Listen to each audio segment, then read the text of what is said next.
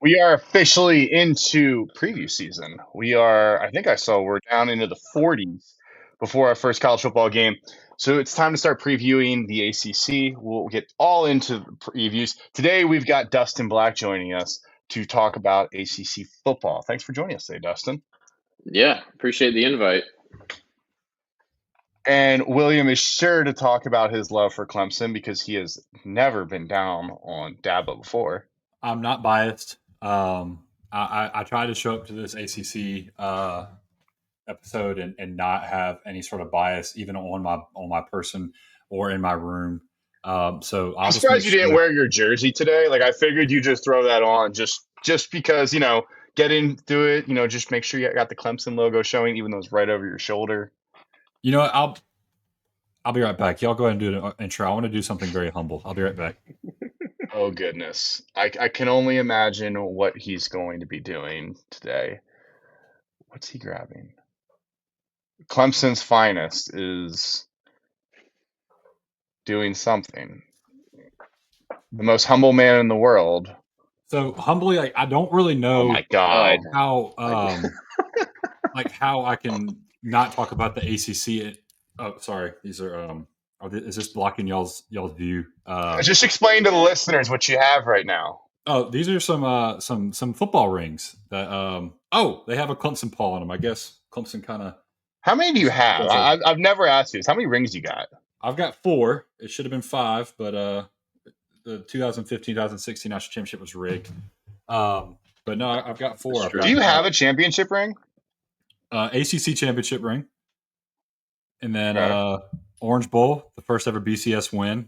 Who'd we beat, Jake? Let me look on the West Virginia. Let me check. It's on the ring. I don't know if you can see on the YouTube. No. Ohio State. Hey, where's the one from West Virginia? We don't talk about that game, man. That was rigged. Everyone's favorite, the Russell Athletic Bowl, the Cole Stout Clinic. They give rings for that game. Listen, we played in the first ever Russell Athletic Bowl at the Camping World Stadium. You best believe they gave rings for that stadium. No, but in all seriousness, what was the last one? That was only 3, or was that 4? Oh, the other Orange Bowl where we beat Oklahoma in the semifinal. Oh, okay. The Christian Wilkins fake punt. The Christian Wilkins fake punt. That was all to redeem Andy Teasdall. To go back into Clemson lore, that was to redeem Andy Teasdall on his calling his own number fake punt against UNC in the ACC championship game. They said, "Hey, how can we help this man out? Let's do that. Let's have Andy Teasdall throw a dime to Christian Wilkins down the sideline." That was awesome, beautiful. Yeah, great play design. Whoever thought of that, man? What a genius! It was me. Yeah. Well, now that you have shown off all your Clemson rings and all your jewelry, and I'm sure you've got all sorts of other humbly stuff. That was, yeah, humbly. We could spend an hour with you talking about everything Clemson gear that you have, but unfortunately, I don't want to listen to that. No, I don't think a lot of people do. But they do like to listen to. They like to hear what we have to say about the ACC. Are we sure they like to? Maybe they just tolerate us. That's true. That's probably true. They just tolerate us. But for this episode, we have gone through with Dustin, and we have actually gone through and re-ranked all of our teams instead of the pre-preview where we did. But now we've actually got into it a little bit further. So every team has been, we've ranked, and we've come up with a list of contenders, dark horses, teams that are going to be mid, sorry, Cal, and cellar dwellers, Stanford. If you think Stanford's going to be good, sorry, they're going to suck. So let's go through our contenders here. There's 6 teams that we have as contenders, 4 that we have as dark horses, 4 that we have as mid, 3 that we have cellar dwellers. I think the first one's pretty obvious here. William, I'd let you go, but I'm not going to. So Dustin, let's talk about Clemson here. It's pretty obvious that they're going to be one of the favorites. They made the playoff last year. They won the ACC. Feels like everybody but Phil Maffer returns for them. Yeah, it's going to be a really good Clemson team. One of the things that, you look across the roster and finally, the first thing you can say in quite a few years is that the best players are the old players, and the players that are your leaders, the ones that the whole team's looking towards, those are your best players on the team. And, when you look back at all the Dabo championship teams, I mean, that's exactly how they're constructed. So, you return your quarterback, return your top receivers, you get a healthy Tyler Brown, which People who probably don't follow Clemson closely don't remember maybe too much, but leading receiver in 2023, so that's a big shot in the arm. And then, of course, Will's favorite position, the offensive line. Get a bunch of experienced guys and really feel like you have some depth there for the first time in a long time. There's some guys that we got to see a little bit last year and having to deal with injuries down the stretch, getting some guys some reps. So you feel really good about that unit. Can't even talk about how good a job Matt Luke's done there. That's one position that, man, if you ask any Clemson fan that's followed for a long time, you just never felt like the offensive line was the centerpiece of the offense or even the centerpiece of the team or anything like that. And now you go to media days at Clemson and Matt Luke's got an army around him asking him questions because it really is. I mean, it's one of the most exciting units on the team. Yeah, it truly is. I mean, and you have 99 total starts on that list, and around the country in this NIL transfer portal world, you don't have guys who could start staying as backups, and that's what Clemson has been able to do is retain guys and retain very good talent. So, like I said, 99 total starts. I think it's second in the country behind. I want to say maybe Penn State, who has 106. But you have Harris Sewell, who might start, but maybe won't. You have Colin Sadler, who might start, maybe who won't, but both those guys have started at times. Elijah Thurman will be cleared to do summer practice. Stud broke his ankle last year, I believe, in the Louisville game. So you've got depth at almost every single position. Blake Miller's going to be a third-round draft pick, second-round draft pick. Tristan Lee, his stock has risen right back up from when he was a five-star coming in to now he's starting to live up to that rating. You've just got dudes all over that offensive line. And Ryan Lithicum was probably the biggest surprise. And now he's the anchor of that offense. And he's the heartbeat. He's the brain. He's the cerebral part that points out where they need to go. And he does such an excellent job. Yeah, and I think you talked about the offensive line. The defensive line's obviously going to be really good when you got Peter Woods and TJ Parker on the other side there. I think when I look at Clemson, the only area of concern, and we talked about this last week, in our paper wars, Penn State versus Clemson, is the running back position, just because of the uncertainty and the possible youth. Gideon Davidson, I know, is being hyped up as a really good potential true freshman. There is always a little bit of concern with a true freshman at running back when you talk about blocking schemes, making sure that, if he is in pass blocking situation, making sure he is picking up the right guy.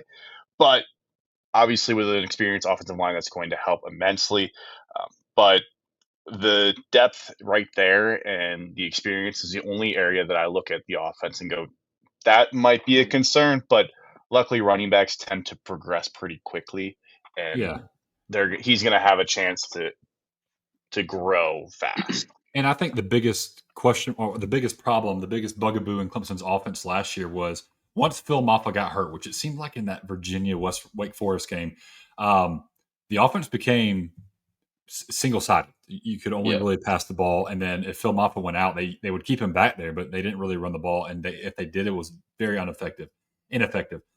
So where it's uncertain, you don't know who's going to start. I think you also get a lot of good out of that because you have a lot of guys who have seen some playing time and are getting meaningful reps in summer ball in Jay Haynes, Jarvis Green. I think Jay Haynes is going to be cleared for summer workouts as well. Jarvis Green is going to be cleared for summer workouts. Adam Randall, Gideon Davidson, Keith Adams. You actually have David Ezemame, but I haven't heard anything about him competing for that job. The five guys I've heard are Gideon Davidson, Adam Randall, Jarvis Green, Jay Haynes. So, excuse me, four guys. Can't count, went to a farming school. But so now you have, it's not one side. It's not one dimensional. You don't have to just keep putting Phil Maffa out there.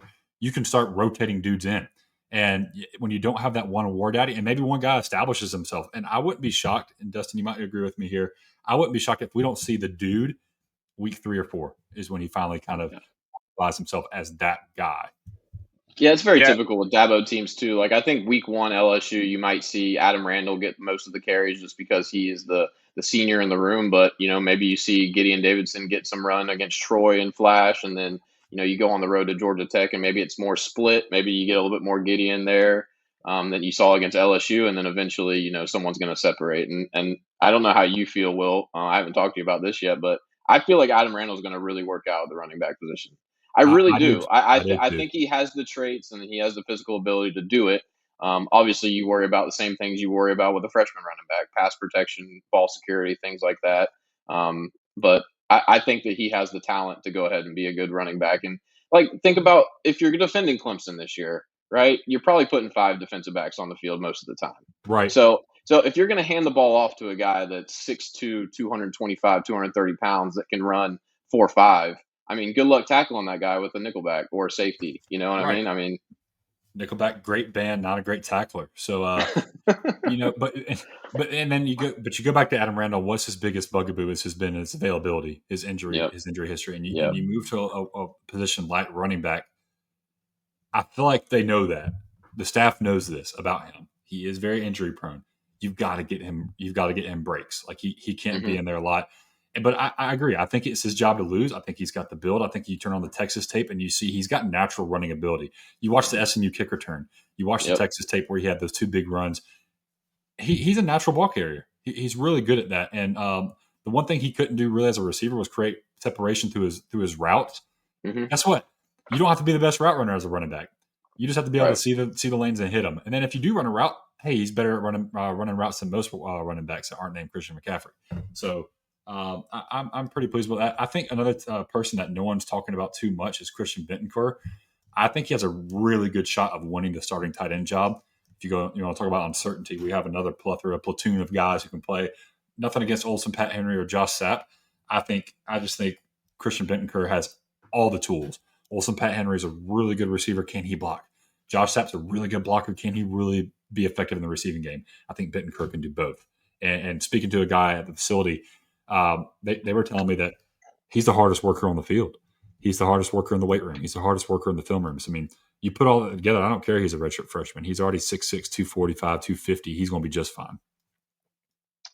One thing I want to talk about with Clemson this year is the schedule is actually a little bit tricky when you go throughout because 2 non-conference games, one you got LSU, one you got South Carolina. Then you look at the in-conference schedule, Georgia Tech viewed as one of the top teams in the conference. Syracuse obviously coming off a big year, and they seem like they have reloaded well, but that schedule is incredibly difficult. At North Carolina, which is just a weird game. You'd have really no idea. Nobody knows what North Carolina's going to be because they've got 50 transfers and new defense. You got SMU, Duke, Louisville, who beat them last year. Like there are a lot of games in here that could trip them up, and for that reason, I think they're going to end up 11-1. I think they're going to win the ACC, but I do think that they're going to trip one up in here. I just think there's too many games that it's going to be tough for them to go undefeated. Yeah, and I agree with that. And what I'll say is, the one person who's getting all the hype this offseason is Cade Klubnik, and he deserves it for the most part. But what I want to see is Cade Klubnik to be this. I don't want this. If we can stack days and be consistent, and you have your App State game, you have your Virginia game, but then you have Pitt, and then you have Virginia Tech, and then you have SMU in the second half, and then you have South Carolina, and it's like, but then you have Texas, and it's like I want Cade to be Cade week in and week out, and stack those days, and I think the team is going to be determined by how consistent he can be. I mean, I don't need a Heisman winning quarterback. Clemson does not need a Heisman winning quarterback to win a national championship this year. All they need Cade to do is to be consistent, and if he can be consistent, which is what he struggled to do, Clemson will be the toughest team to beat in the country. And I say that as unbiasedly as possible. And I've been tongue in cheek earlier, as unbiasedly as possible. That's where the games are going to be won and losses with him. It really feels like this is kind of similar to Ohio State last year. They didn't need Will Howard to be a Heisman winning quarterback. They needed him to be good enough to get it to all the right people, and the rest of the playmakers on offense and defense will do the job. Cade Klubnik is probably better than Will Howard overall when you talk about a skill set. And obviously Ohio State had a tandem at running back. But, I mean, this is a very similar situation where Clemson's got a really stout defense, especially along that defensive line. They're going to get after the quarterback there. So they don't need Cade Klubnik to be a superstar every week. They don't need him to throw 4 touchdowns and 355 yards. Right. They need him to not throw 2 or 3 interceptions in a key game. Right. And we haven't even talked about the strength of this team. I mean, 6 wide receivers, I think, could legitimately play elsewhere and be the guy. 6. Cole Turner would be your only one that you could probably argue. Tristan Smith is going to be a dog. Antonio Williams is a dog. Tyler Brown has been a dog. If he can stay healthy, will continue to be a dog. TJ Moore, Bryant Wesco. Wesco put on 20 pounds. I want people to think about that. You look at the little gangly kid that was outrunning everybody last year. He's 20 pounds, and everything I'm reading is he's just as fast. That's dangerous because now the first guy's not taking him down. So this wide receiving core, when you can run a deep route and then come onto the sideline and put somebody else out there who can also do the same thing, has similar skill set, that was the Clemson of old. My freshman year, we had Sammy Watkins, Martavis Bryant. You had, Jermon Hopper. Mike Williams was there. Artavis Scott. You had all these guys that you just say, just put the next one in, just put the next one in, just put the next one in, just put the next one in, and you were fine. Sharon Peak, Adam Humphreys, all these different guys. This is that Clemson team that's finally got back to that receiving core that demands respect. And then you flip over to the defensive side. Go ahead, Dustin. Sorry. Yeah, no, I was going to say, I don't disagree about the schedule being a little bit tricky. I actually think Clemson plays a pretty good bunch of quarterbacks. If you line up the quarterbacks on Clemson's schedule, I think it's a pretty decent group that they play against. But where are the great defensive lines on Clemson's schedules? Where are the great secondaries? I don't look at any of these defenses on Clemson's schedule and don't think that they could put up at least 30 points, right? And so you're looking, at like Georgia Tech, for example, very fiery defense. Don't think their defensive line is great. Louisville, great defensive line last year, lost a lot of talent, lost a lot of production. SMU lost a lot of production on the defensive line. South Carolina, even if you want to throw them in there, look at the defensive linemen they lost last year. Depleted. I know they still have Dylan Stewart, but you look at everything in totality of their schedule. Who's the best defensive line they play? Probably LSU week 1, and then it's all downhill from there. So right. I don't think that there's many teams that can match up in the trenches with Clemson on their schedule. Great teams, I think, in terms of scheme, and I think there's great skill players and quarterbacks on Clemson schedules. Don't think there's a whole lot of great defenses. Yeah. Well, to avoid making this a whole Clemson podcast, let's start moving on to the next one. Wrap that one up. We all have them winning the ACC, right? They all have them at number 1. Yes. Yeah, we all have them at number 1. We actually all have the same team at number 2. So we all had Louisville here at number 2. Oh, wow. And yeah. So Louisville's an interesting case. Obviously, Miller Moss comes in, takes over for second-round pick Tyler Shuck. Still have no idea how he went in the second round, but it is what it is. And he plays quarterback. Plays quarterback, 29, 30-year-old, 55-year-old quarterback, whatever he is. Miller Moss comes over from USC, which is an intriguing case. Obviously started the year at USC, gets replaced, comes over to Louisville. I mean, Dustin, what excites you about Louisville? You think they're going to finish second, possibly make the ACC championship this year? I mean, it's pretty easy for me. I think that there are 3 no doubt running back duos in the country next year. It's Notre Dame, Penn State, and Louisville. I think that those 3 running back duos, those 3 teams are going to run out there, are the 3 best in the country. And I don't know who's 4th, right? I think Louisville with Duke Watson and Isaac Brown are special players. And I think that they're going to run at will. And, when teams load the boxes, Jeff Brom is easily one of my favorite coaches in terms of his offensive scheme and getting the most out of his quarterbacks and production. So I really like that coaching staff as a whole, not just Brom, but I think that's one of the more underrated coaching staffs in the country. And I think that they have the talent to be really good this year. Fun fact, Jake, I want you to guess on this. So both Isaac Brown and Duke Watson were true freshmen last year. You want to guess what their yards per carry were as true freshmen? It's silly. 5.5. No. More. 7? So Isaac Brown was 7-1. And Duke Watson was 8-9. That's ridiculous. Yeah. So you want to talk about best, and no one talks about him. All you hear about is Katron Allen and Nick Singleton and Jeremiah Love, and rightfully so. But Isaac Brown and Duke Watson need their love, and Desmond Reed up in Pittsburgh. We'll talk about him later. But yeah, there's some freaking dudes in the ACC. People want to pout on the ACC and talk about how terrible it is. There's some freaking dudes in there. And then not to reiterate on the running backs. I want to talk about the receivers because I really like Colin Lacey and Chris Bell. Sorry, I never remember Bell, but I couldn't remember his first name. But and then you got Dakari Collins, who was a high recruit, went to Clemson, went to NC State, and now he's at Louisville. So you've got three guys, 2 that have been proven in Chris Bell and Collins. So What do you get? What do you get? Excuse me, and Lacey. When you have a quarterback like Miller Moss, who came over from USC, who's been coached by a Lincoln Riley, so it's not like he's coming over from Timbuktu State. Like he's coming from a guy who's coached Heisman winning quarterbacks over and over and over again. We can say whatever we want about Lincoln Riley about what he can and can't do. What you cannot say he can't do is coach a quarterback. He can 100% do that. You come over to Jeff Brom, guess what he can also do? Coach a freaking quarterback. So I'm very high on Miller Moss. Me and Jake used to have arguments about Miller Moss. I've always been kind of high on him for some odd reason. Maybe that LSU game last year really did me in. But having him dishing that rock out to three guys who are legitimate players, and then having those running backs to take pressure off of him is going to be key. Now, if you want to talk about a weakness on Louisville, I would say the defensive backfield. That is 100% my biggest weakness for them. And I'm pretty sure you have 4 or 5 transfers coming in. I'm looking at their roster. They have 5 transfers coming in, and they allowed over 100, or they were 100th in passing yards allowed. They had just 10 interceptions last year. That secondary was not very good last year. They were good at stopping. They were good at stopping the run, but they were terrible at defending the pass. They couldn't stop a pass, and they went out and they brought a bunch of guys in from G5 and FCS programs, and to me that's a little bit of let's just throw everything at the wall and hope that something hits, because you bring in that many guys, you're really just trying to feed competition. It's not as much of I don't want to say necessarily targeted of hey, we need this specific guy. It's we know we need dudes on defense.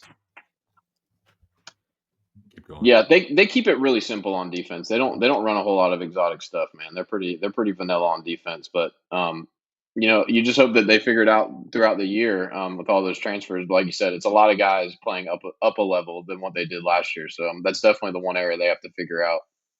And when I look at the schedule here for Louisville, it's actually overall, the very end of the year is where they're going to get their test. I mean, when you get Clemson and SMU in back-to-back weeks, SMU obviously made the playoffs last year. Other than that, when you look at the schedule, I mean, the middle of the schedule has Boston College, Virginia Tech, and Cal, 3 teams that are not expected to be good. You get Miami after you come off a bye. Other than that, your other conference game is Pitt at Pitt, which could be tricky. Mm-hmm. Virginia, who is widely considered to be a middle to lower tier team, but not by all people. Not by all. But your non-conference is Eastern Kentucky, James Madison, which they have been okay, but I doubt they're going to be good enough. They're playing on a Frisky Friday too. You gotta be careful on those Frisky Fridays. Bowling Green and then Kentucky. There's no reason they shouldn't go 4-0 in non-conference, and then it all really comes down to the last 2 games of the year. I would not be shocked in the least if Louisville is undefeated when they play Clemson. Yeah. It's not out of the question. No, absolutely not. I mean, Pittsburgh, maybe. Miami, maybe. Those are the only 2 when you look at it and go, yeah, they could. Both of them being road games. I mean, granted, Miami is basically playing at a neutral site, but it's also a Friday night, so they're having even more trouble getting to the stadium. So I don't think Louisville. I think this lines up to 2 years ago when they made the conference championship game. The schedule set up so well for them to make the conference championship. It's very similar this year. I think the schedule sets up very well for them that they can make it. I just want to let y'all know how gritty this podcast is. My wife couldn't open up a olive oil container because it was broken. It had sharp aluminum jagging out of it. Got a little cut.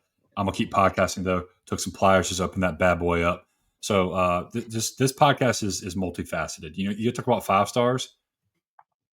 That's what you got over here. Humbly. Sorry. All right, at 3 here, our third ranked team, we had Georgia Tech. So when you looked at the rankings for Georgia Tech here, this is where we start to differ a little bit. Will had him at 3. Dustin, I had him at 4. So we haven't differed too much, but this is the third ranked team. Obviously, everybody knows the Justice Haynes King combination running back, quarterback. Will, why is Georgia Tech being viewed so highly this year? So they return a lot on the offensive line. They have hype, which they haven't had in a long time. So there's going to be some buzz. I think Atlanta is going to be a little bit of a tougher place to play for the first time in a long time. you return your heart of your defense and you return the heart of your offense. And Haynes King and Kyle Efford, Mr. Neckroll himself, one of my favorite linebackers in the league. Love watching him play. But Haynes King and Jamal Haynes just add such a great running duo. It's funny, like, Georgia Tech escaped from the triple option to become more modern, and they just end up finding their niche with a running quarterback and a really good running game and an offensive line that can really just lean on you. But don't get me wrong, and don't get it twisted. Eric Rivers out of Florida International is a speedster and is a dude. It's a dude that Clemson wanted, and some other big time Power Four schools wanted to get out of the portal.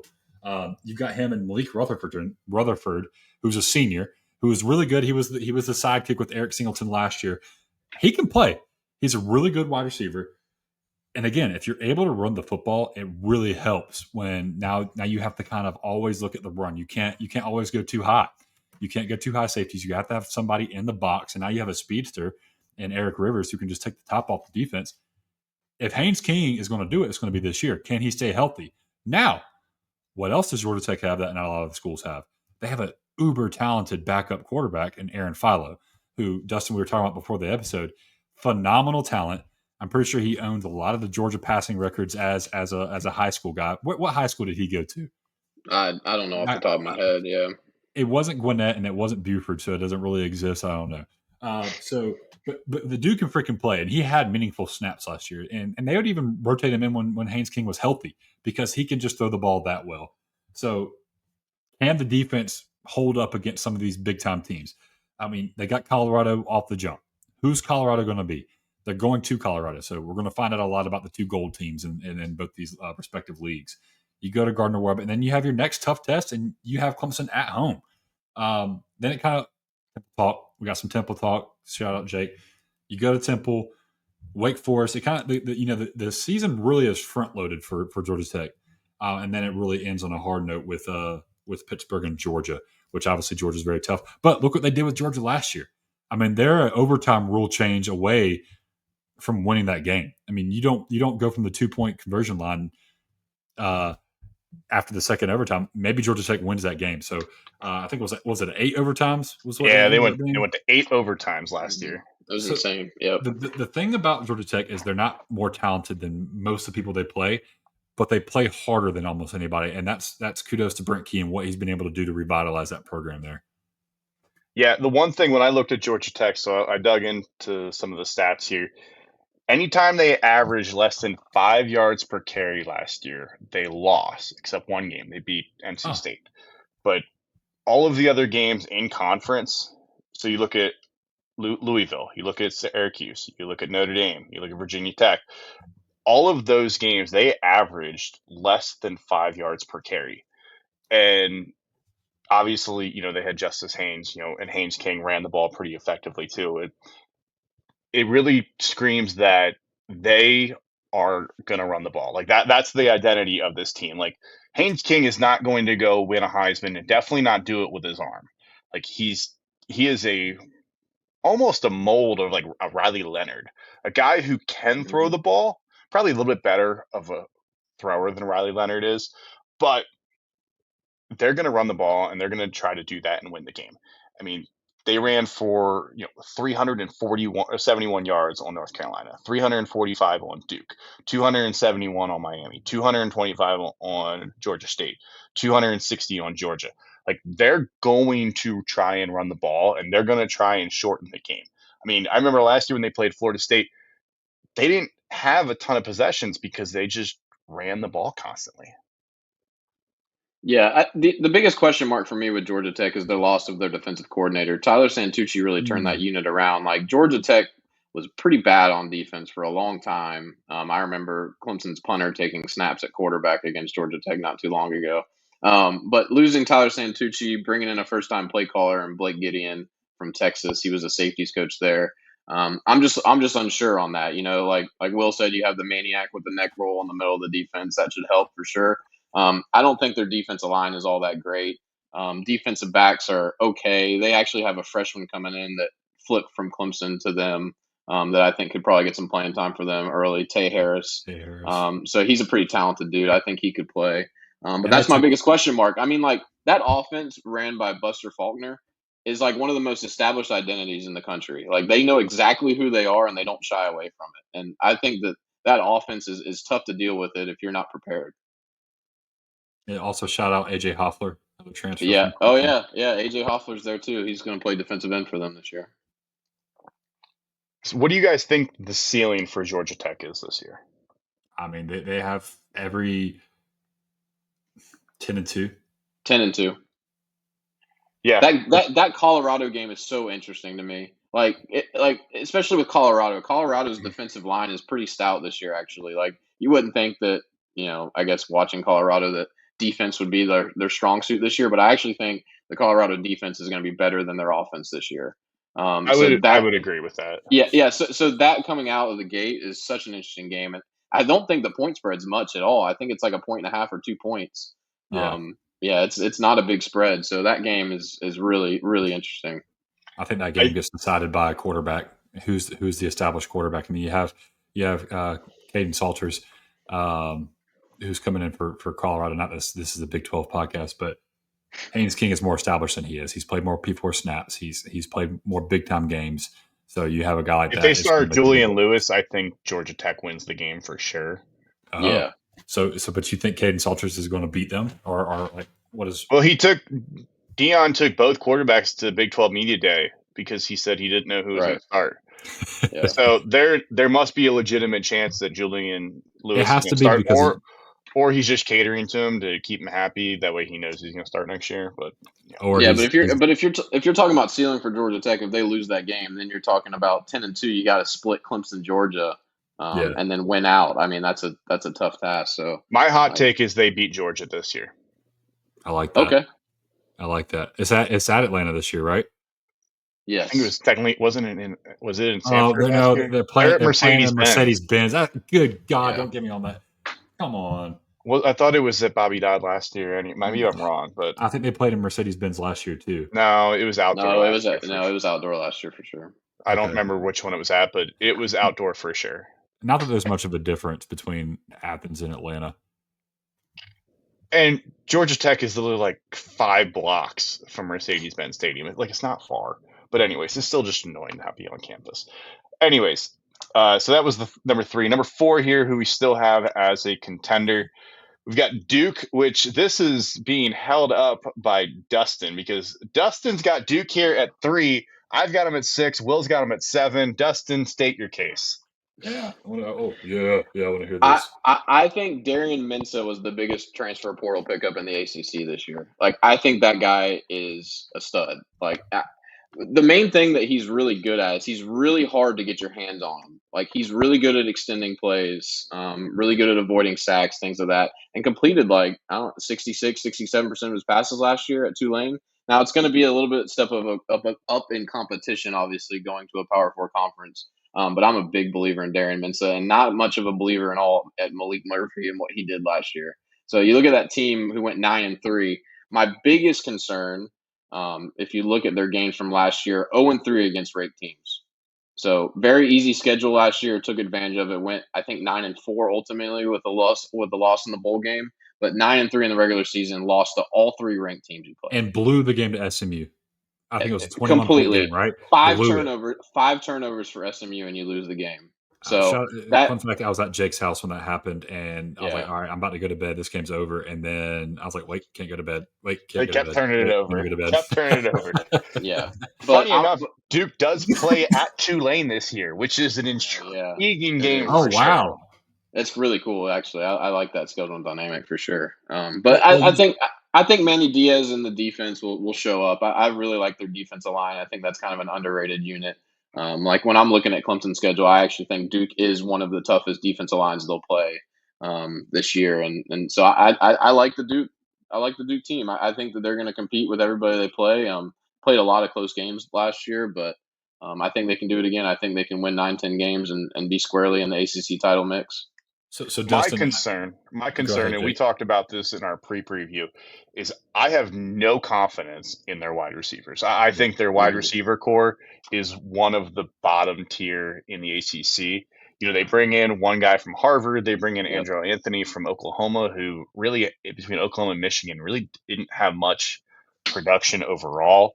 And then they've got they've got a younger guy, who I'm blanking on his name, who had like 400 yards last year, and they've got one other guy with about 400 as well. Like, I don't look at any of those guys and go, "Yep, we got a number one wide receiver." Like, I look at, you got some 2 and 3s, but how are you going to, win some of these games if you have to pass the ball? Like, Darian Mensah, I think, is an incredibly talented quarterback. Sure. But a quarterback can only do so much if, we saw it with Georgia, we saw it with Penn State. Like, you can have a good quarterback, but if your receivers aren't good, it's going to hurt you for sure. Yeah, no, there's no doubt about it. I mean, I completely understand that hesitation for sure. And while we're on the topic of Duke, I do want to give a shout out to Chandler Rivers, who many are touting as probably the best cornerback in the ACC. I would argue, obviously with my bias, that it's Avion Terrell, but I think I could statistically back that too. But not to take away from Chandler Rivers, if he's not first, he's a close second. The dude's a stud. He's a lockdown guy. He is a legitimate NFL cornerback playing on this Duke Blue Devils defense. And if you can set your watch to anything, you can set your watch to Manny Diaz defense being very, very good and very, very well coached. So I'm curious to see who Duke is. Like we said, Jake and I are kind of mid on them. Dustin's pretty high, and I don't think Dustin's alone. I think there's a lot of people who agree that Darian Mensah can bring a lot to the table and make this team a formidable out. And they're not going to be a pushover. Nobody's going to come in there and just walk over them. And I think we're going to find out who they are real quick. Week 2, they have to play Illinois. Now they host them at Durham, but they're playing Illinois. Oh yeah, you're right. They do host Illinois. That's one of my favorite early season games, man. Duke and Illinois are 2 teams that I really like that next year, and probably a game that's flying under the radar right now. But man, that's a very interesting game. Yeah, we're going to find out a lot about both teams. I mean, Illinois. A lot of people are high on Illinois. I don't think people are as high on Duke, but I think it's going to be a slugfest. That's going to be a fun one. I can't wait to see the Manny Diaz, Brett Beal, and the trash talk. Manny Diaz, when he was at Miami, there was not necessarily the mentality or thought that they were like tough, hard-nosed, physical teams. Like, they were good. Like, he never actually had bad teams. They went to a bowl game every single year, so they aren't that bad. But when he went to Penn State, it's almost like something like flipped in his head, being like, "Yep, we're gonna become a hard-nosed, physical team. We're gonna be gritty." And he's brought that to Duke. I mean, I know that Mike Elko left a good cupboard there. Like, it's not like he walked in and had to fully rebuild, but to keep something like that at Duke of all places, like, everybody could have left. If you're talented, especially with the transfer portal at Duke, literally everybody could have left and went to a different program, but he was able to keep that, able to go out and win 9 games. Obviously the Malik Murphy thing, he viewed an opportunity to upgrade with Darian Mensah. Like, I do agree. I think Duke is going to be a tough physical team. I also think that there are just too many games on this schedule that I think they're going to lose. Like, we haven't talked about Syracuse much left. I think Syracuse is going to be a solid program, because I love Fran Brown. I think Fran Brown is like right there with Marcus Freeman as like up and coming head coaches. Fran Brown just has less at his disposal compared to Notre Dame. And like, playing at Syracuse under Fran Brown, like, I think that's going to be an incredibly tough game no matter who you are. And I could see Syracuse going 7-5, but knocking off 2 or 3 teams just because Syracuse has an absolute gauntlet of a schedule this year. Yeah, it's bad. It's brutal. But I think Syracuse is more talented than people think, too. They are. They 100% are. 100% are. All right, next one, we have one here in our contenders still, because there's a lot of contenders in the ACC, because God knows who's going to be that second team for the most part. The reigning runner-up team that made the playoff, SMU.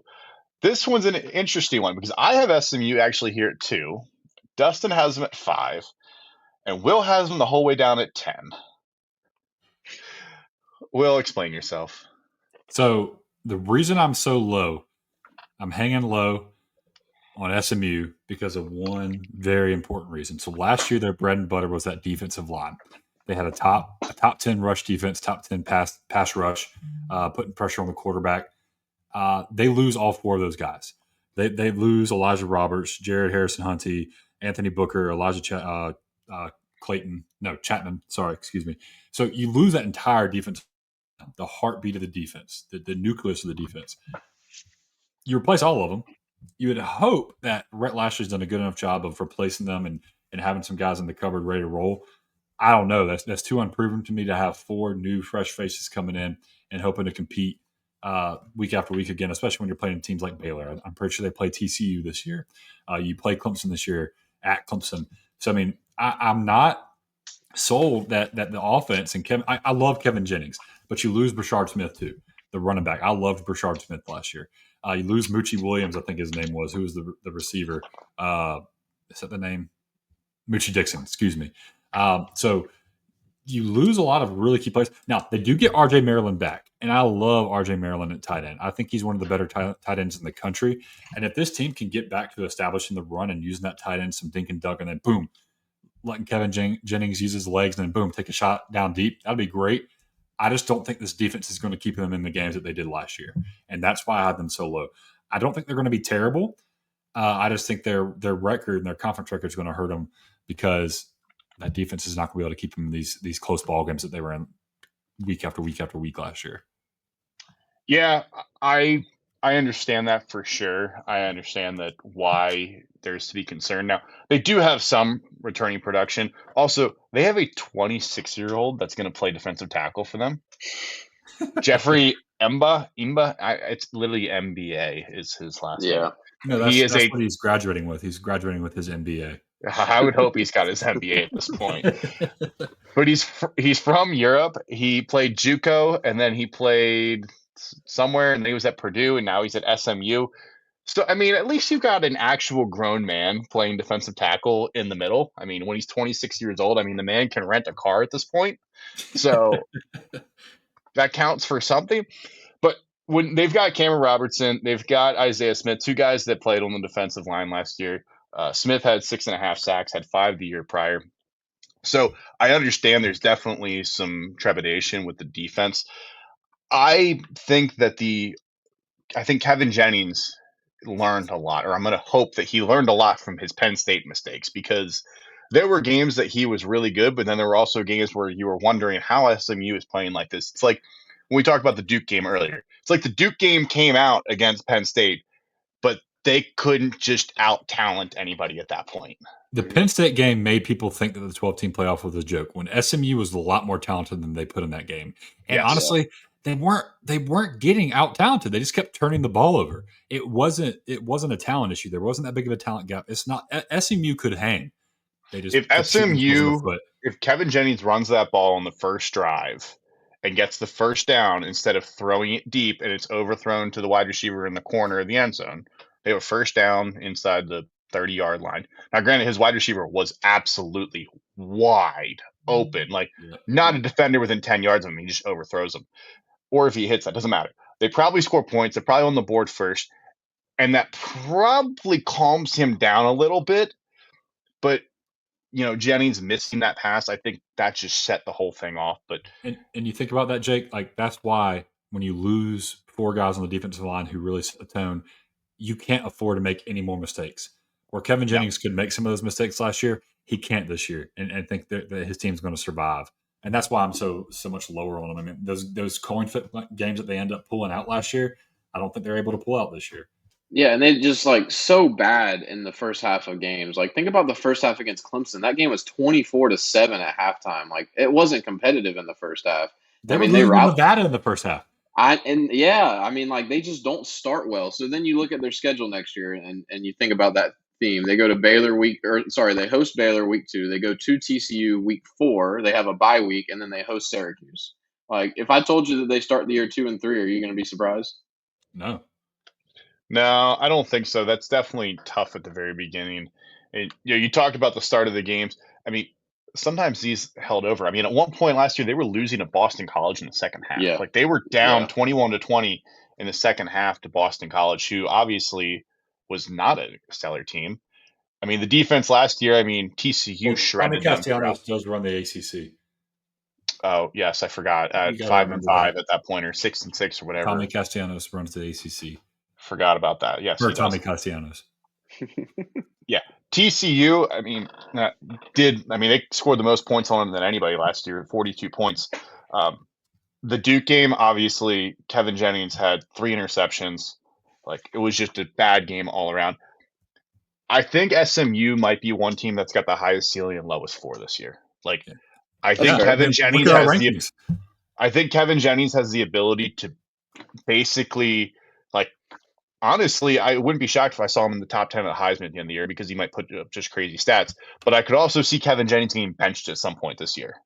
Yeah. Also, do you think anybody's ever cooked with the Iron Skillet Trophy I hope so. that they play TCU for? Do you think the Iron Skillet's seasoned, It better be.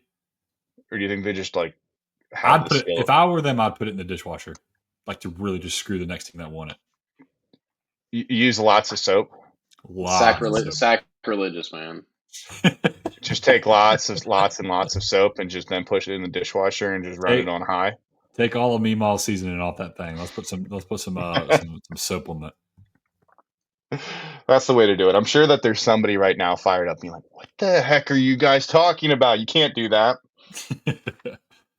Last team we got here in Contenders, and I think we all feel kind of iffy on this one, is Miami. And I have Miami as the highest, so I will take this one first because I have Miami at 4. Dustin, you have them at 7. Will, you have them at 8.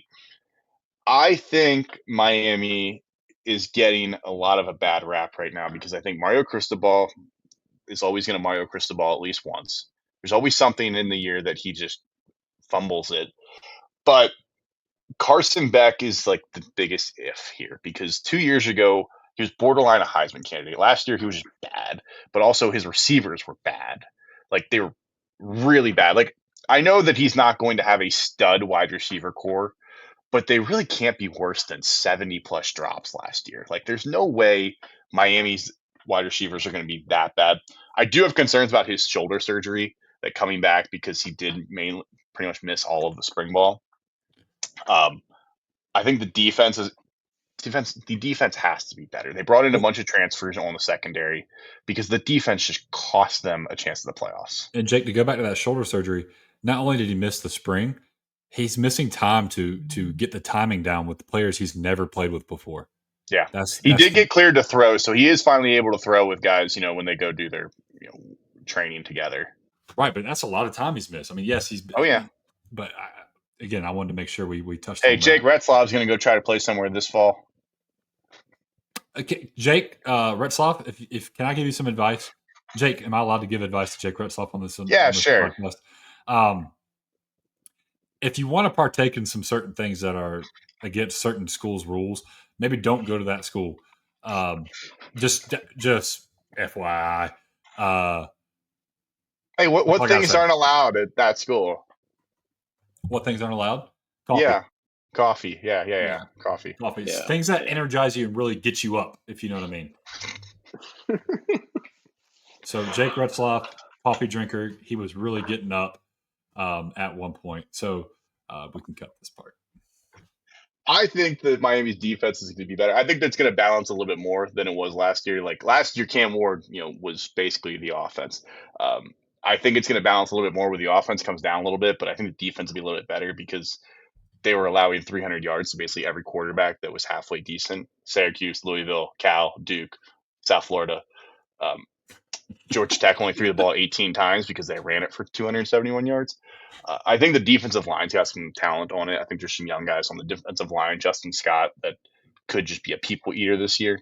So Ruben Bain could be a better defensive end than TJ Parker. I think the defensive line's got some talent there. Yeah, I think that'll be interesting.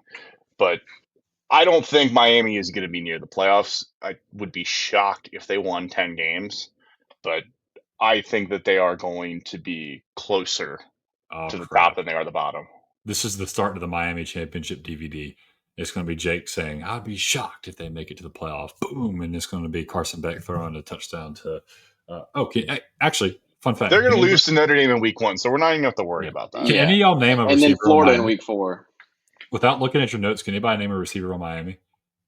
Xavier Restrepo played there last year. Yeah. No. I think that's probably going to be one of them. Oh, I looked. I cheated. But Josiah Trader. He's okay. JoJo Trader's pretty good. But I cheated and looked. I didn't get that one off the top of my head. I forgot about him. Trader's going to be pretty good. Yeah. But man, I look at Miami's schedule. Like, you got Notre Dame and Florida in your first 4 weeks, right?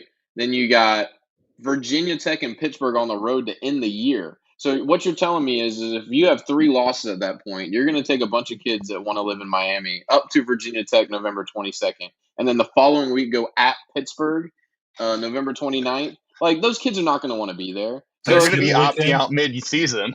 my God, like they're not that's brutal for a team like that. Like for Miami to have to go back to back in November to Virginia Tech and Pittsburgh, regardless of how much more talented they are than those teams. Virginia Tech should have beat Miami last year. That was some BS at the end of that game. That was ridiculous. So you got that team and then you got Pittsburgh. So like if Miami goes 7-5 this year, I would not be the least bit surprised. Hey, Cal should have beat Miami last year. They could have. They could have. The Calgorithm, that was the hottest point of the year last year. Like I think they're an 8-4 team. I think they lose to Notre Dame. I think they probably lose to Florida. I think they beat either like a SMU, a Syracuse, or a Louisville. Yeah. I mean, Virginia Tech's not good unless Virginia Tech turns it around somehow, but they don't have Tootin back this year, and Kyron Jones is not the guy I thought he should have been last year. Yeah, no, I think that coach is fired by October. But Pitt at the end of the year, Pitt fell apart this past year. They were 7-0 and then finished 7-5. So, yep.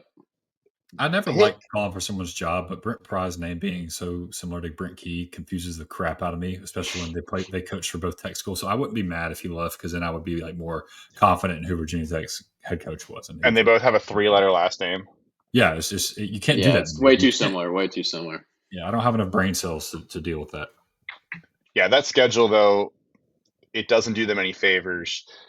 I mean, starting the season with Notre Dame at home, Notre Dame's going to want that game bad, and Jeremiah Love is going to be hungry for that one. And the whole thing for me is for Notre Dame, it's like I think Miami could, in theory, win this game, but they're also going against one of the best cornerbacks in the country, who I'm blanking on Notre Dame's cornerback's name. Leonard Moore. Yeah, Leonard Moore. They're going against Jeremiah Love.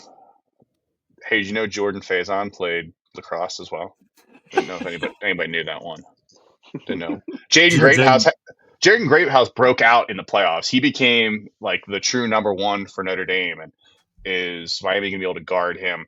But can I tell you, I wanted Jaden Greathouse. I don't know if Clemson offered him. I wanted Jaden Greathouse to go to Clemson so badly. He played with Cade Klubnik in high school. Yeah, so when I was watching Cade Klubnik's tape, I was like, "Who is this number 9 that is just dominating people? That dude needs to come with him." And then I see that he signs with Notre Dame the next year. I was like, "This is trash." Anyway, I just wanted to throw some Clemson propaganda in there again. The whole CJ Carr of if he is good, Notre Dame will be good. This is our portion of talking about Notre Dame since they're half an ACC program. If CJ Carr, especially in his first start, or I guess I don't know who else might be starting with Angeli out, but I'm guessing there's other competition there. But everybody's pointing to CJ Carr being the guy. If he's not good, I think Miami could win. But if he's any bit average or above, I think Notre Dame's going to run through them pretty easily. Totally agree. All right, let's get to our dark horses here because we all have one team that basically we're higher on than others. Dustin, I'll let you go first. Somebody that we could have talked about already, but a team that people aren't as high on that you are like, yeah, don't be surprised if they're in the ACC championship. ACC championship outside of what we just I guess talked about? dark horse. I mean, it could be anybody we included, anybody we talked about already. It doesn't have to be, or it's like somebody that you're like, hey, like they're going to be really good this year. Yeah, I think it's the Pittsburgh Panthers. I think that team's going to be really good. I listen, Eli Holstein. I think they started 7-0, and people were like, "Oh, Eli Holstein's playing well." Didn't play any competition, and didn't have great numbers either. I think he had one of the worst QBRs in the ACC last year before he got injured. But I do like their totality of their team. I think him in a second year with Cade Bell as offensive coordinator. Obviously, Pat Narduzzi. He's just a pain in the butt, man. Like he's just a grumpy old man that just loves football, that like no one wants to play. Like you don't want to play a Narduzzi team. You just never do. They never quit. That that offensive line that they had towards the end of last year was probably one of the worst Power 4 offensive lines I've ever seen. Like when they were a mash unit, I mean, it was bad. Like they had tackles that just couldn't play whatsoever. I think TJ Parker just got another sack in that game. Yeah, it was bad, man. It was pathetic. But I think that team's going to be really good this year. I really do. I think that that's like going to be a team that people are going to look up at the end of the year and they're going to have 8-9 wins and they're going to wonder how in the world that happened. But I think that they're going to be scrappy. I think that they're going to really take some of these teams that we just talked about as contenders and knock a couple of them down a little bit. Yeah, Desmond Reed is one of the best running backs that nobody talks about. Yeah, he's really good, really good, really he had good. 900 yards rushing and 600 yard receiving, and 600 yards receiving for a running back right now in college is like insane. Yeah. There's some teams that their leading wide receiver has 600 yards, and as a running back, he had 600 yards. Yeah, and another key thing to focus on with this Pittsburgh team and what Pat Narduzzi's been able to do at Pittsburgh, who's not like they're not what they used to be. They are a historic program, but they're not what they used to be. They returned 8 offensive starters and 8 defensive starters. Yeah. So, well, their linebacker core. I'm sorry, Will, but I'd take their linebacker core over ours. I like their linebackers. Really? Their linebackers. Tell me more. Their linebackers are really good. I'm blanking on their names, of course, but they got 3 Gene dudes. Miles, Braylon Lovelace, and Kyle Lewis. Yeah, I really like that group. I really, really do. Now, I'm a Sammy Brown truther, and I love Wade Woodads, but man, that's a really, really good linebacker core that I think is flown way under the radar. Like I don't want to be too bullish, but that might be like a top 6-7 unit in the country. Well, they're all juniors. Rasheem Biles was second team all ACC last year. Had 82 tackles. So I mean, yeah, they've got some freaking dudes back there. I'm not anti what you're saying. Yeah, and Narduzzi, his defense has always stopped the run. Like that's what they set out to do. And a lot of times, like if you have a college quarterback that's pretty savvy and knows what's going on, they can really tear up Pitt's defense at times. But I think that he does a really good job of making college quarterbacks look silly at times. Yeah, I mean, last year against Kyle McCord, he had 3 pick sixes in the first half, 5 interceptions in the game. Before Jake even got in the booth. Yeah, legitimately. So that was the first game I ever covered in person, Dustin. So the first drive, I was standing on the sidelines, and I was like, I'm going to watch this first drive from the sideline. I'm going to go up to the press box. As I'm in the elevator going up to the press box, they announced, touchdown Pitt. And I was like, how? They just punted the ball. Like, how did they get the ball? And as I look over the guy, I was like, what happened? He goes, yeah, it was a pick 6. I had to go pull up my phone to try to find the video. It's like the first or second play or whatever, Kyle McCord threw a pick 6. Our photographer is in the video because he ran straight at him. So yeah, and then sure enough, he throws 2 more pick 6s, another interception in the first half, 4 interceptions in the first half. But they also couldn't rush the passer great last year, but usually a good pass rush equates to more interceptions. They couldn't rush the passer, but they made Kyle McCord look like a freshman quarterback last year. Yeah, they can do that to you at times. And then they get the gift of some pretty reasonable schedule. I mean, Louisville at home early in the year is their first ACC, but then they got Boston College, Florida State, NC State, Stanford. They have to play Notre Dame this year, which obviously isn't great as an ACC school. You kind of want to avoid that game when you're a team like Pitt. But doesn't count towards your conference record that if you right, and then you finish the year at Georgia Tech and home to Miami, which is a tough little finish. But I think schedule wise, I think it's somewhat manageable for them because like I said, I think you take Louisville, Georgia Tech, and Miami. I think they could easily win 1, if not 2 of those, maybe. Especially if Miami's not wanting to be there in November. You know what I mean? Oh yeah. When you talk about teams that we've got up here, having no Clemson on your schedule is huge. Mm-hmm. Duke, SMU, not having those 3 teams, when you have as few of the contenders on your schedule, it's going to make your schedule look a lot easier. That's why we've got Louisville so high, because they don't have nearly the schedule some of these other teams do. So I'm not saying they're going to be in Charlotte. No. I'm not saying they're going to win the ACC, but I think you can look up at the end of the year that 8-9 wins, and you're like, huh, Pitt had a good year. Yeah, I would agree. I could see them knocking off a team that they shouldn't. I could see them, like you said, Miami I think is a good one there at the end of the year. Are they going to beat Miami because maybe Miami's out of it? And Pitt's just trying to play for a better bowl game at this point. Right. Well, they'll put a little extra pressure on these teams that are in the top echelon. Like, hey, you can't miss one here or there because Pitt's right there. Yeah. Will, and if they're healthy with Louisville coming to town, I mean, that's a team that I don't know. I think that's going to be a tight spread. I don't think that's anything like double digits or anything. No, I could see that for sure. Will, who's the team that you've got? I might be the only person on this planet with this team, but yep, you are. Let me tell you why. So I've got Virginia. I think, finishing third in the conference. That's absolutely insane. I've got them potentially winning 8 or 9 games. I think I have them listed officially as 9 when we were doing our little project here. First, before I even get into the talent, I want to read you the schedule, fellas, lady fellas, if you are listening. Coastal Carolina, NC State, William and Mary, Stanford. Stop me when y'all find somebody that's scary. Florida State. Yes. So they don't play a scary team until October. Okay. Now you get a bye week. Washington State. Who's Demond? What's the Demond Williams? Who's the quarterback? No, that's Washington. Washington State's got Demond. No, Washington has Demond Williams. Washington State. They just lost Arbuckle, Mateer, all them. Yeah. So you worried about Washington State? I don't think so. North Carolina. Is Jordan Hudson going to be able to rally the troops and getting that close to Halloween? Jordan has to get her future hubby, current boyfriend, ready for the Halloween photo shoots. So they might be a little distracted with North Carolina, little North Carolina talk. Cal, not worried about Cal. Cal doesn't have a running back on the roster. Wake Forest, Robbie Ashford is not it, dude. Duke, I'm not high on Duke. I think that's a winnable game. Justin would disagree, and then you end in Virginia Tech. It's not a scary schedule at all. When your toughest games are North Carolina, Duke, and Louisville, I'm not too worried. Now you flip over to who's coming in at quarterback. At quarterback, you have Chandler Morris, who came in. Fun fact: he was with Clemson and his dad, Chad Morris, while Tony Elliott was on Clemson's staff. So there's a relationship that's already built there. He's come in. He's played at TCU. He's played at Arkansas. He's played in big time games. I think at TCU, had he not gotten hurt, Max Duggan might not. We might not ever get the Max Duggan story that we got. You get a decent running back who averaged over 4 yards a carry last year in Xavier Brown. The receiving core is going to be a little weak. I think they're all transfers. But this is the best offensive line and defensive line that Virginia's had since Tony Elliott's been there.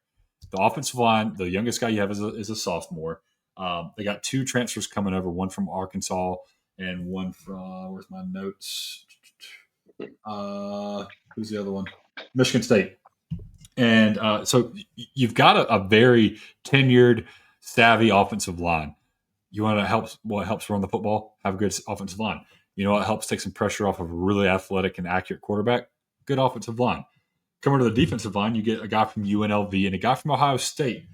Jake, I don't know if you remember Mitchell Melton. Has transferred as a senior, probably didn't play too much at Ohio State, comes over to Virginia, gets a shot. So that means he's got talent. What can he do? So Tony Elliott also is playing under pressure. He's coaching under pressure. And if there's anybody that's more confident in Tony Elliott, they're not. I don't know who it is because I believe in him. I think he's a wonderful head coach. I think he's great at connecting with people, great relationship builder. I think this Virginia team is going to shock people, if not because of what they have on their roster, but because of their schedule. So I believe in the roster and the schedule. If you want to buy onto something, buy onto that week schedule. Yeah, as a Clemson fan, I can confidently say I've looked at a lot of ACC schedules, and this is about as easy as I've ever seen. It's just nothing but cupcakes, man. I might buy that they're making a bowl game with the schedule, but I would be shocked if they won 9 games. Let me just put it out there. I don't think that. I think the ceiling for them is probably 7 and 5. I'll be honest. My ceiling is 7 and 3, and I'm sticking to it. That's a pretty high ceiling. A wise man once said, "Don't be so infatuated with the schedule a team plays that you forget who's playing it." They're still Virginia, man. Like it's not like you're not giving the schedule to like an upper tier ACC team and saying, okay, well just go win yourself some games. I mean, like these are going to be some dogfights in here, man. Good point. I believe in these teams. I believe in the Wahoos. I know you do. I know you do. I'm gonna be the one person screaming, "Wahoo!" Yeah, I'm ready to roll. Let's do it, baby. Mine I have is NC State because I am a CJ Bailey believer.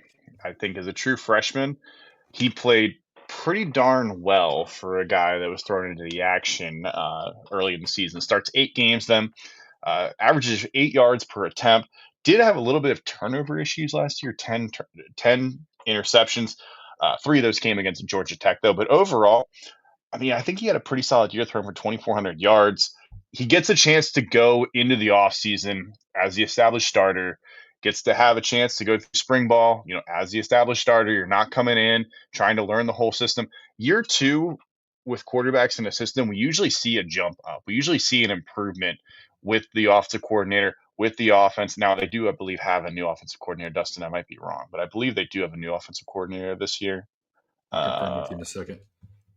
But yeah, so I believe it's Kurt Roper. He was promoted from quarterback coach to offensive coordinator, which honestly is probably the best case scenario for him, rather than having a brand new guy. Your coach becomes the OC. So that doesn't always work out. That doesn't always work out. I promise. Hiring internally is not always the best. Not always, but sometimes can be.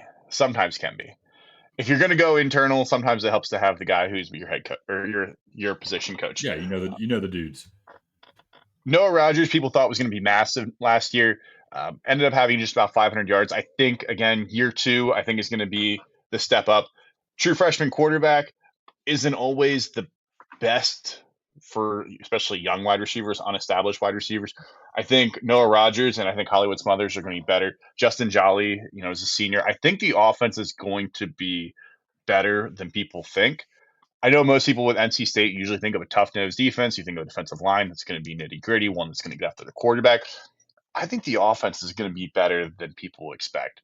Last year, I believe they were 62nd in points per game. I think you're going to see a little bit of that tick up. I don't think they're going to be a top 10 defense, but I think they're going to be like a top 40 offense this year. And I really like what CJ Bailey has to offer, and I think he's going to be a strong quarterback in the ACC. I would not be shocked if NC State won 9 games this year. What's their Dave path Doran to just wins Charlotte? 8 or 9 games typically. Yeah. What's their path to Charlotte? So, I mean, when you look at their schedule, so they've got Duke, Pitt, Georgia Tech, Miami, Florida State, North Carolina, and Virginia Tech. I'm missing one there. Oh, Virginia and Wake Forest. Like Virginia, Wake Forest, Virginia Tech, Florida State, North Carolina. Those are 5 teams that were very bottom of the conference last year. Miami, we talked about. Nobody knows where they're going to be, and probably they're going to be middle of the pack. Duke, probably going to be a solid team. Pitt, probably going to be at least mediocre. Georgia Tech, probably going to be upper half. Like, you don't have SMU. You don't have Clemson. You don't have Louisville. Like, the only game that I look on this schedule and go, yep, I think they're going to lose that one is Notre Dame. Other than that, I could see them winning any of the games on their schedule. So, Jake, a wise man once told me that a wise man told me that don't ever forget. Hey, but I'm backing it up because I like CJ Bailey. I'm not backing it up because of some random dude. I actually think they're going to be good. I think they're going to win 8 games. I think they're going to lose a couple of these for sure. But I told you before we started, just narrative alone, when NC State has no expectations, that's when they exceed. That's when they win 8, 9 games is when you're like, oh, who does NC State have this year? And then they just turn out a good football product and win 8 games. So I can see it, man. Dave Doran has 3 losing records since he's been at NC State since 2013. His first year, 2019, they went 4-8, and last year they went 6-7, which barely a losing record. They still made a bowl game. I hate that we're not playing them. I love the I hate weird. NC State, and I love playing against them. But it's also a weird scheduling dynamic. Like, they have 9 ACC games, and 1 doesn't count towards their conference record. And I forget which one it is. Like the ACC and Big 12 need to figure this out, because the Big 12 does this too. Like, they have these games where you're like playing a conference opponent, but it doesn't count towards your conference record, and you got to figure out which one it is. I don't remember which one it is. I think it's Wake Forest because they have a rivalry. And they just opted that, on the years that it's not actually a game, we're still just going to play so we can play. But that's what I'm like sitting here counting their conference games. I'm like, they got 9. I'm like, oh, yeah, they do this thing where they play 9 conference teams, but only 8 count towards your conference record. It's stupid. It's weird. You want a fun fact? This is the first time since 1990 that NC State has played 5 in-state teams. East Carolina, Wake Forest, Duke, Campbell, North Carolina. Dang. Wow. I didn't realize there were that many teams in North Carolina, honestly. 1990. That's a long time. I was a drunken glaze in my daddy's eyes in 1990. I was There's a handful of teams we haven't touched on yet. I'd like to at least get on a couple of them. Who do you believe that there might be a little bit more of an expectation for this year that you are like so far down on? Like, there's a couple teams in here we haven't talked about. Who is a team that hasn't been talked about that you're just like, yeah, like they're not going to be good? And I don't mean Stanford. You take them out. Like, I can Florida State. Okay, go ahead.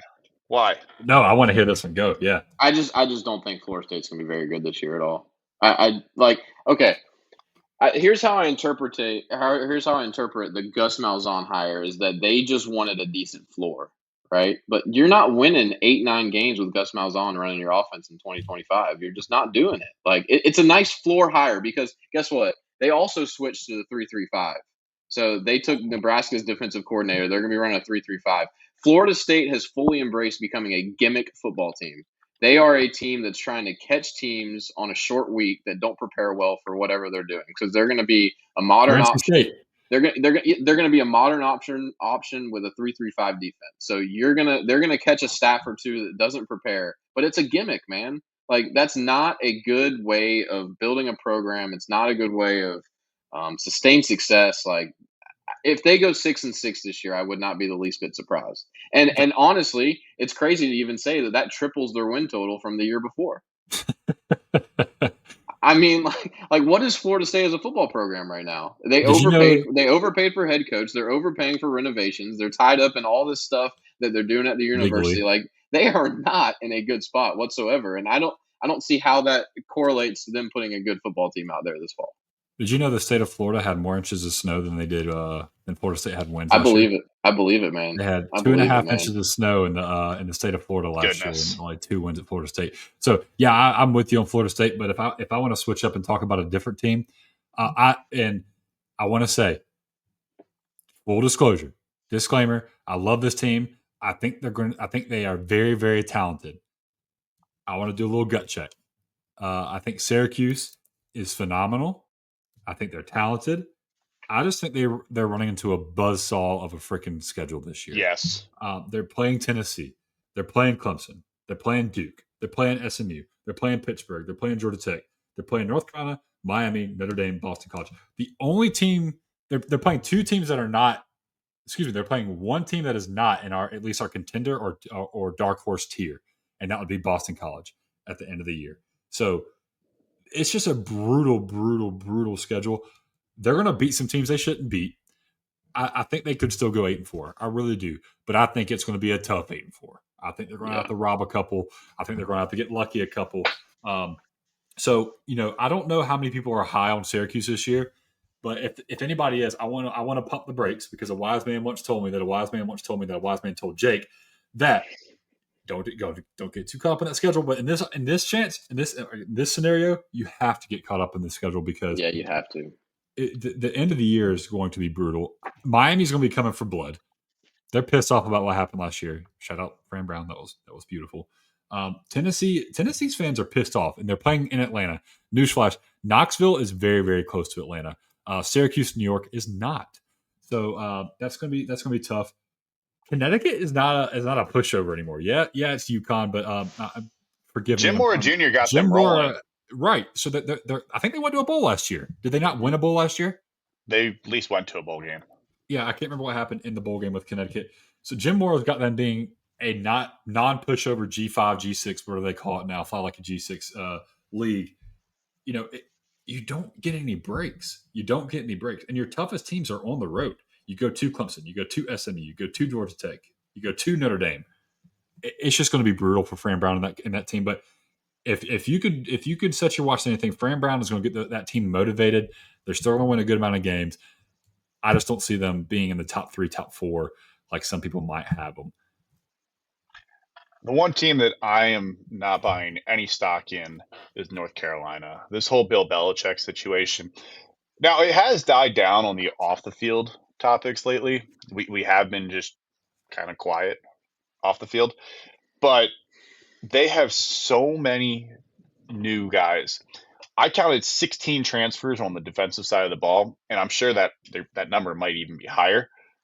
But you're basically installing a brand new defense with all new guys. What's the chemistry going to be like? How long is it going to take for them to gel?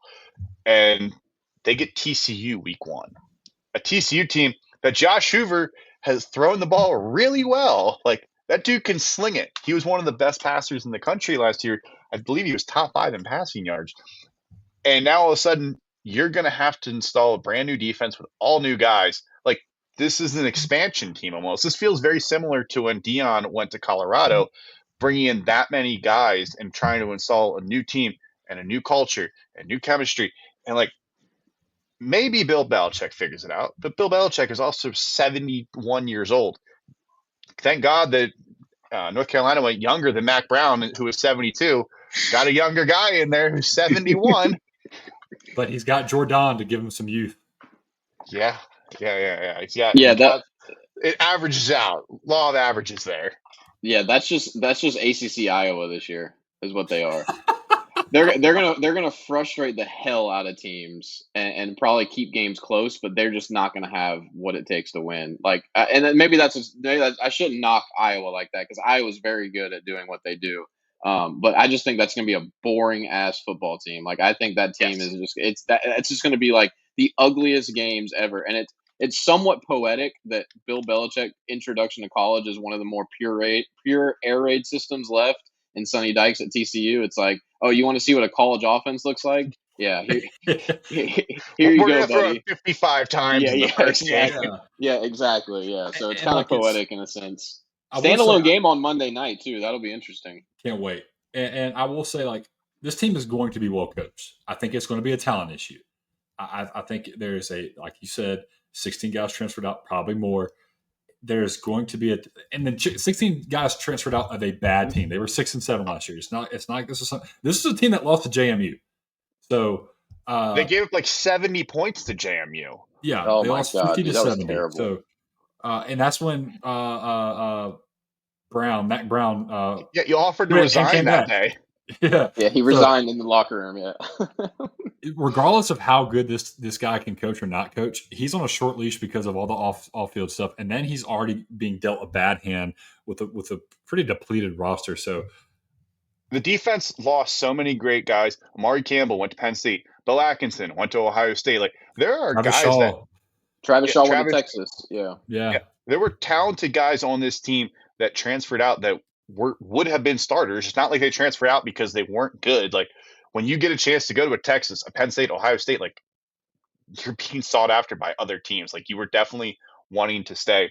I do think quarterback's a very intriguing spot here because I think Gio Lopez is going to give them something that quarterback position did not last year because Max Johnson got hurt in the first game of the year. So the expected starter gets hurt against Minnesota, doesn't play the rest of the year. Gio Lopez, I think, is an interesting quarterback there.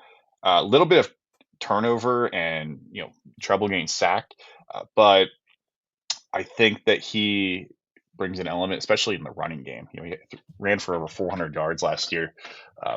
They were one of the better offenses at South Alabama, USA. I just don't know what to expect on offense or defense because you're basically installing a brand new offense and a brand new defense. And what kind of offense is Bill Belichick actually going to have in college? It's not like he can just go run his Tom Brady offense out there and expect to win. Like he's going to have to scheme to beat teams. He's not going to be able to just out talent guys. This team does not have an identity. He adopted a dumpster fire, and it's been nothing but a dumpster fire since he's got there. So, I mean, it's easiest read in the ACC for me. I mean, it's not a good team, not a good situation. Yeah, I'm not confident that this is ever really going to work for Bill Belichick. Also, because you have like a timeline. He's 71 years old. Right. How many more years is he going to coach for? Nick Saban only coached until he was like in his early 70s as well. He might be coming back. Nick Saban might come back. Maybe he'll come back at North Carolina. Toledo. I think if Nick Saban come back, he has to go to Kent State. Like that's like the ultimate rebuild. Like he's got to do college football 26 rebuild. Yeah. Can you go take over the worst program in college football that did not have a lead until their final game of the year, and can you take them to the playoffs?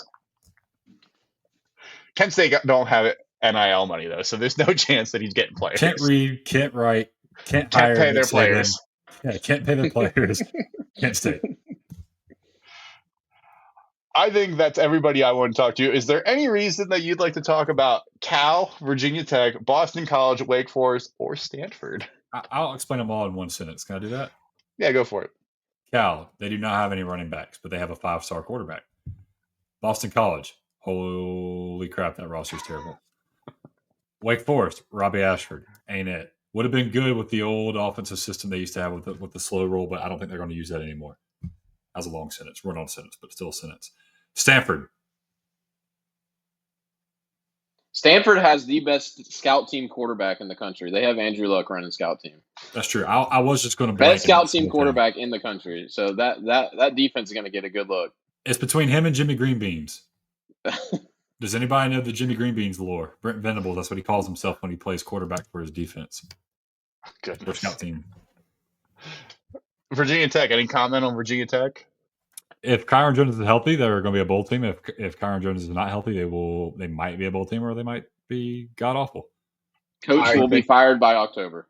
By October. Whoa. I'm telling you, man, they're not going to win a lot of football games. Yeah, I mean, their first 2 games are South Carolina and Vanderbilt. They're going to start 0-2. Yeah. Diego Pavia is going to go and I feel like Diego Pavia is going to be like Baker Mayfield against Virginia Tech. Like they're going to go out and he's like not going to shake their hand. And it's going to be like, they're going to be like, why? Like we're just Virginia Tech. Like why are you shaking my hand? Diego Pavia is the closest thing to Baker Mayfield that Vanderbilt can ever get. That is, and I like accurate. That. He's the Vanderbilt version of Baker Mayfield. Somebody tried to argue with me on Twitter that people hate Vanderbilt. Have you ever met anyone that hates Vanderbilt? I haven't met a Vanderbilt fan. Why would you hate Vanderbilt? Right. I've met Tennessee people who don't hate Vanderbilt. They hate Georgia. They hate Florida. They hate Alabama. They even hate South Carolina. I do not think they hate Vanderbilt. Yeah, I don't even know if they know. They probably just take over the stadium when it's Vanderbilt because I don't think Vanderbilt actually has fans there. They're not even their biggest rival's biggest rival. Exactly. Well, that does it for today's episode. Dustin, we really appreciate you jumping on here and joining us. Would love for you to let anybody know where they can go and follow you. Yeah, just follow me on Twitter at DustinB429. Awesome. Well, like I said, really appreciate you for sure. Absolutely. Appreciate you jumping on and talking ACC football with us. We'll be back again next week to talk Big Ten. Hey, real quick, before you say that, I also want to give a kudos to Dustin. Coming off the bench like a true walk-on redshirt, just being prepared. We had some other guests lined up. Not that we don't admire and like Dustin's opinions, but we had someone else that we already had lined up. My internet got jacked up because somebody else wanted to get theirs upgraded, and Dustin was just ready. You don't have to be prepared if you stay prepared, and Dustin was prepared. You don't know when you're going to get your opportunity, man. You know that's right. A wise man once told me that. It's better to be prepared and not have an opportunity than to have an opportunity and not be prepared. Amen, that's right. Man. This is if you don't learn anything, you're going to be philosophical after you listen to this podcast. We're going to give somebody some philosophical thing to think about. Anyways, that does it for today. Make sure to go like and subscribe to the podcast. Go follow us on YouTube, Instagram, Twitter, or X, or whatever you call it now. Anywhere you get social media, anywhere you get your podcast, Apple. Give us a rate. If you think it's 5 stars, we'd love that. If not, go ahead and leave us whatever stars. We'd love it. Just give us feedback on what you like, what you don't like. We'll be back again next week with Big Ten. I think we'll have another familiar guest there next week. Following week will be Big 12, and then first week of August. Be ready next week. Be ready. Stay ready. Stay ready. Next week, then we have the first week of August. We have the SEC. Then it leaves us 1 week, I believe, until the start of week 0. So it is coming up faster than we're ready for. We can smell it, Jake. We can. Got a lot of exciting news coming up here over the next couple of weeks. Can't wait to share it with all you guys. And we'll be back again next week.